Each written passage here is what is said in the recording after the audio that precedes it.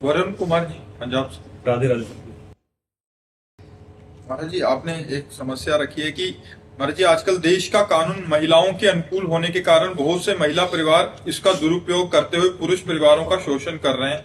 महाराज जी, ऐसे में चलते मतलब कभी कभी पुरुष इतने पीड़ित हो रहे हैं कि वो आत्महत्या जैसी स्थिति भी बन रही है। इस मुश्किल परिस्थिति का सामना महाराज जी किस प्रकार किया जाए? हाँ, क्योंकि एक दो घटनाएं हमारे भी सामने आई तो हमको भी पता चला। वैसे हमें ना हम समाचार सुनते हैं, न टीवी देखते हैं, न मोबाइल रखते हैं, न किसी संसारी आदमी से मिलते हैं। बस इतना ही मिलना होता है। तो संसार में क्या हो रहा है मुझे कुछ पता नहीं। तो जब कभी कोई ऐसी बात सामने आती है तो समझ में आता है कि संसार में ऐसा भी हो रहा है। उनको उनको पता है कि उनकी बेटी गलत कर रही है, लेकिन हाँ, माँ-बाप वही फिर भी सहयोग करते हैं उनका। हाँ, उसको बोलते हैं तू कर, हम तेरे साथ हैं। हाँ, मतलब ऐसे करके वो एक नहीं दो तीन चार परिवारों से पैसा लूटते हैं बस। हाँ, ऐसा है क्योंकि हमें जानकारी हुई ऐसे लोग हैं। पर अभी जैसे इनसे कह रहे थे कि ऐसा नहीं कि बुराई नहीं है, अब बुराई तो है ही। तो जिनके बुरे आचरण हैं, जिनका बुरा लक्ष्य है। अच्छा, कानून ने इसलिए महिलाओं को सपोर्ट किया कि बहुत अत्याचार पुरुष महिलाओं के साथ करते हैं। ब्याह हो के जाता तो मानो वो अपनी दासी समझते थे और ऐसा व्यवहार करते थे। एक हमको मिले, निम्बुआ घाट गंगा के किनारे है, तो वहां भी लोग आते थे। तो उनमें एक बड़ी सुंदर लड़की आई जो यहाँ सफेद हो चुकी थी ऐसे। तो हमने कहा इसको एक फूल रोग होता है दाग का। तो हमने कहा ये है क्या? बोले नहीं। तो हमने कहा क्या है? तो वो आंसू रोने लगे उनके पिता, और उन्होंने कहा कि हमारे पास भगवान ने सब कुछ दे रखा है, हमने करोड़ों रुपए लगाकर इस बेटी का ब्याह किया, और जहां ब्याह किया वो लोग चारपाई में बांधकर हमारी बेटी को मारते। एक बार हम धन दे दिया, दो बार दे दिया, लेकिन बार बार धन की मांग करते, और जब नहीं दे पाए तो चारपाई में बांध करके आग लगा दी बेटी को। तो वो जो रस्सी नजदीक वाली जली तो वो भाग पाई, जली तो सर से ढीला पड़ा ना, भाग पाई। वो बगल के घर में कूद गई, छप्पर थे, छप्पर से कूद गई। वो लोग धर्मात्मा थे और उनके पास राइफल थी, तो उन्होंने तुरंत राइफल उठाई, कहा अब अगर हमारे घर में आ गई है, अगर तुमने तो हम गोली मार देंगे। फिर वो अपने मायके में बैठी थी। तो कई ऐसे केस सामने आते हैं जिनमें पुरुषों ने महिलाओं के साथ बड़ा अत्याचार किया, जिसे अत्याचार कहते हैं। बहुत मारना पीटना, जानवरों की तरह व्यवहार करना, घर परिवार के लोगों से एक दासी समझ करके मतलब व्यवहार करना। तो ये कानून जरूरी था, लेकिन ये कानून स्त्री की सुरक्षा के लिए है, पुरुष के शोषण के लिए नहीं है। अब उसका दुरुपयोग किया जाता है, उसी कानून का दुरुपयोग किया जाता है। देखो, प्यार में जो सुख है वो व्यभिचार में सुख नहीं है, ये आप समझ लो। आज इससे आज इससे आज इससे आज इससे अगर आपको प्यार नहीं है, वो व्यभिचार है, और इसमें सुख नहीं है। इसमें कई तरह के भय हैं और पाप है। दोनों ने हाथ मिलाया कि हम आजीवन पार करेंगे। ये डिवोर्स, ये विरोध, ये नीच कर्म, ये सब अच्छी बातें नहीं है। जीवन बर्बाद हो जाए। अगर भगवान का भजन करोगे, भगवान का आश्रय लोगे, तो जो दुराचार कर रहा है, अत्याचार कर रहा है, उसका विनाश अपने आप हो जाएगा। तो हम ऐसा नहीं कहते कि केवल माताएं बहनें ही गलत हैं, पुरुष भी बड़े अत्याचार करते थे, तब ये कानून बनाए गए। और बहुत अच्छा है स्त्री के सपोर्ट के लिए कानून होना, लेकिन उस कानून का दुरुपयोग करना ठीक नहीं है। उस कानून के फायदे उठाओ, दुरुपयोग नहीं।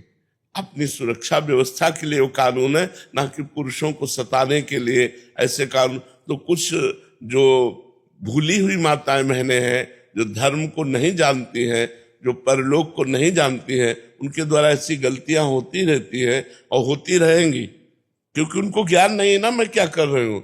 मनमानी आचरण है। इसलिए हमें यही लगता है कि आप धैर्यवान बनिए और जहां तक हो ये बचाव पक्ष में रहिए। आप विरोध भाव को सहिए, भगवान सबका मंगल करते हैं। ऐसा है, आप जो कह रहे हैं वो गलत नहीं है, ऐसा है। पर ऐसा भी है कि पुरुषों ने महिलाओं के साथ बहुत अत्याचार किया, बहुत ही अत्याचार हमने देखा भी है। पशु की तरह मारना, मतलब एक बहुत गंदा व्यवहार करना, तो ये कानून अत्यंत अनिवार्य था। इसीलिए सरकार ने कानून व्यवस्था स्त्रियों के लिए ज्यादा सुरक्षा के लिए की। लेकिन अब उसका दुरुपयोग करे तो गलत बात है। अब उसका पक्ष लेकर कानून का और फिर पुरुषों को सताए या पुरुषों तो थोड़ा, फिर भगवान न्याय करेंगे तो फिर आप हार जाएंगे, फिर आपको कष्ट मिलेगा। फिर अवश्य में भोक्तव्यम कृतम कर्म शुभाशुभम, फिर अपने कर्मों के किए हुए फल भोगने पड़ते हैं। इसलिए आप धैर्यवान बनिए। ऐसे बहुत से हैं, बहुत से लोग हैं जो त्रसित हैं, जो बहुत परेशान हैं, जो मतलब कोई रास्ता नहीं सूझता है उनको। ऐसा है, ऐसा है। पर भगवान से ही प्रार्थना कीजिए। वैसे समय तो बड़ा भयावह आता चला जा रहा है। पवित्र बच्चा मिलना ब्याह के लिए मुश्किल है। अब मान लो हम ब्याह करना चाहते हैं, वो 2 गर्लफ्रेंड की है, अब वो बता तो रहा नहीं, मम्मी पापा के भयवश ब्याह कर लिया और गर्लफ्रेंड से उसका व्यवहार है, और पत्नी ये जब जानती है तो क्या मतलब जीवन। अच्छा, बच्ची है, वो बॉयफ्रेंड की है, अब उसका ब्याह हुआ, अब वो बॉयफ्रेंड से संपर्क तोड़ नहीं पाई, अब वो परिवार नष्ट नहीं हो जाएगा? परिवार नष्ट हो। तो ये जो हम लोग बार बार चिल्लाते रहते हैं गर्लफ्रेंड बॉयफ्रेंड, ये सब गंदी बातें छोड़ो। क्योंकि तुम्हारा मान लो आप 15 में होश में आई या आए और 20-22 में ब्याह हो गया, मात्र 8-10 वर्ष संभालने के थे कि 8-10 वर्ष अपने को संभाल लेते तो एक अच्छे गृहस्थ बन जाते। और जब गंदी आदत हो जाती है तो फिर कंट्रोल में मन नहीं रहता। मन ये नवम नवम भोगना चाहता है, मन का स्वभाव है नया नया भोग मिले। तो जब हम एक पति में फिर कैसे रह पाएंगे? हमारी आदत खराब हो गई तो हम एक पुरुष में रह नहीं सकते। हमारी आदत खराब हो गई तो एक पत्नी को हम अपनी प्राण प्यारी मानकर नहीं रख सकते, वो 4 वृत्तियां भागेंगी इधर उधर। तो ये सब गंदी बातें हमारे समाज को खोखला कर रही है। गृहस्थी टूट रही है। आज गृहस्थी में वो प्यार नहीं है जो प्यार देखने को मिलता है कि पहले था ब्याह होके आ गया, आजीवन निर्वाह होता था। अब आजकल लव मैरिज होता है, 1 वर्ष में डिवोर्स हो जाता है। क्या है? तो थोड़ा समाज भ्रमित हो रही है। अध्यात्म विहीन होने के कारण, धर्म विहीन होने के कारण, भगवत विमुख होने के कारण दिशा भटक रही है। इसमें कोई सुख तो देखो, होश में चलो, धर्म से चलो तो भगवान तुम्हारी रक्षा करेंगे, और धर्म से नहीं चलोगे तो तुम्हारा पाप ही तुम्हें नष्ट कर देगा। चाहे स्त्री हो चाहे पुरुष हो, दोनों बातें हैं, दोनों के लिए है। चाहे स्त्री हो चाहे पुरुष हो, यदि धर्म से नहीं चलोगे, मनमानी आचरण करोगे, पापाचरण करोगे तो तुम्हें दंड मिलेगा। और जब दंड मिलेगा तो फिर विध्वंस हो जाओगे, नष्ट हो जाओगे। यदि वो आपके साथ ब्याही गई और किसी पुरुष से संपर्क नहीं कर रही तो आप में आसक्त हो जाएगी। यदि आप किसी स्त्री से संपर्क नहीं किए तो आप अपनी पत्नी में आसक्त हो जाएंगे। एक प्यार भरा जीवन चलेगा। मतलब कितना अच्छा जीवन है गृहस्थी में, कितना अच्छा जीवन। दोनों दोस्त बनकर प्यार भरा जीवन। वो दिन भर मेहनत करके आया, आप मुस्कुराती हुई मिली और उसका स्वागत किया, उसका जीवन। अब वो दूसरे से बात कर रही, वो दूसरे से बात कर रहे, क्या जीवन, क्या जीवन है। तो अब ये तो बढ़ रहा है, ये बढ़ रहा है। क्योंकि जो विदेशी जीवन है उस जीवन की नकल की जा रही। जैसे लिव इन रिलेशन है, ये हमारी भारतीय पद्धति नहीं है। गर्लफ्रेंड बॉयफ्रेंड, ये हमारी भारतीय पद्धति नहीं है। कहीं भी हमारे शास्त्र में, कहीं भी सनातन धर्म में, या पीछे 40 वर्ष पीछे ऐसा कुछ नहीं था, ऐसा कुछ नहीं था। मतलब हम लोग सब एक ही स्कूल में पढ़ते थे और ये दिमाग ही नहीं था कि इस तरह का व्यवहार किया जाए।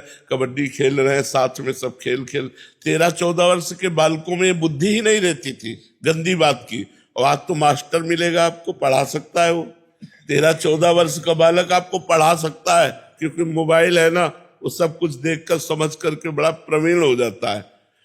तो समय कलयुग का और आचरण धर्म विरुद्ध, तो हमारा समाज गिरता चला जा रहा है। वो समझ नहीं पा रहा। जैसे नए बच्चे नशा करना, ये अवस्था उन्नति के लिए है या नाश के लिए है? उन्नति के लिए। पढ़ो लिखो, संयम से रहो। दोस्ती करो, दोस्ती करना पाप नहीं है, लेकिन गलत आचरण मत करो। जब ब्याह हो जाएगा तो अपने पति के साथ वैसा व्यवहार करो, तो वो आपका पवित्र धर्म में जीवन होगा। मात्र 10 वर्ष की बात है, 15 से 25 तक कंट्रोल होने की जरूरत है। अगर 15 से 25 तक हम अपने को शासन मिले तो हमारी गाड़ी पार हो जाएगी, और 15 से 25 तक हमारे आचरण गिर गए तो पूरे जीवन गिराते रहेंगे, पूरे जीवन भर। आदत आदत होती है, अगर गलत आदत बन गई तो बन जाती है, वो बनी जाती है। अगर अच्छी आदत हो गई तो अच्छी आदत बन जाती है। तो आपका दुख सैकड़ों का दुख है, ऐसा नहीं, सैकड़ों का दुख है, क्योंकि आज चंचलता बढ़ रही है। एकाग्रता, पवित्रता छोड़कर चंचलता बढ़ रही, तो ये दोष तो आएंगे आएंगे।